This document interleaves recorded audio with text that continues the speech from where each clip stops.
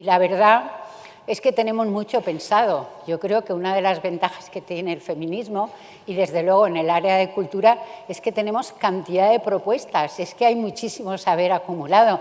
Entonces solo es cuestión, bueno, solo, entre comillas, de ponerlo todo en marcha, de convencer a los poderes públicos de que realmente el feminismo y desde luego la cultura son muy importantes, porque al final todo es cultura. O sea, si os dais cuenta de todo lo que estamos hablando de valores hegemónicos en una sociedad en un momento determinado, y eso es cultura.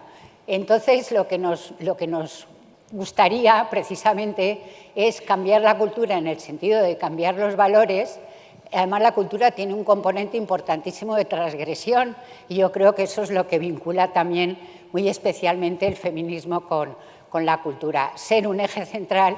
Laura tiene una frase que me gusta mucho que dice que cuando los políticos se plantean cómo solucionar el tema de la violencia o el tema de la discriminación en general, dice, pues que vayan al cine, o sea, que vayan al cine y que vean. O sea, la cultura siempre es un recurso importantísimo para conocer lo que está pasando en una determinada sociedad. Frente a la invisibilidad, pues está la visibilidad del talento que tenemos las mujeres y lo que aportamos las mujeres a la sociedad.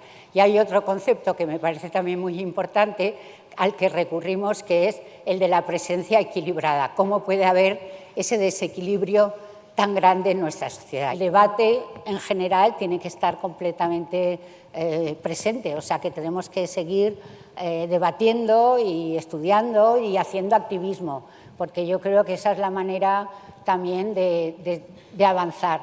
Y desde luego, porque no sé si lo he dicho antes con todo el fervor que quería decirlo, pero que haya espacios como el Feminario, yo creo que es importantísimo porque nos permite juntarnos y cuando nos juntamos y la reflexión tiene peso, pues realmente salimos fortalecidas. Hasta los años 80 podíamos pensar que si había pocas mujeres en el panorama cultural, luego voy a concretar a qué me refiero exactamente, podíamos atribuirlo a su falta de formación, que esto ha sido una constante a lo largo de la historia. Como sabéis, las mujeres han estado excluidas de las universidades, en España pudieron empezar a ir a la universidad en 1910 y todavía en la transición había más analfabetismo femenino que masculino. Luego, a partir de los años 80 en España y creo que ahora en todos los países occidentales, se produce un fenómeno que es nuevo en la historia y excepcional geográficamente, que es que las mujeres tienen tanta formación y a partir de los años 90 más formación que los hombres. Esperaríamos que, por lo tanto, las cifras fueran del 50% a todos los niveles. Lejos de eso, las cifras que nos encontramos son una especie de pirámide. En la base, es decir, en el público y entre estudiantes y licenciadas y licenciados, hay mayoría de mujeres. Mayoría, bueno, según los casos, leve mayoría o amplia mayoría, pero hay mayoría de mujeres, ya digo, estoy mezclando un poco el público del teatro con los estudiantes de filología, pero grosso modo, en la base hay mayoría de mujeres.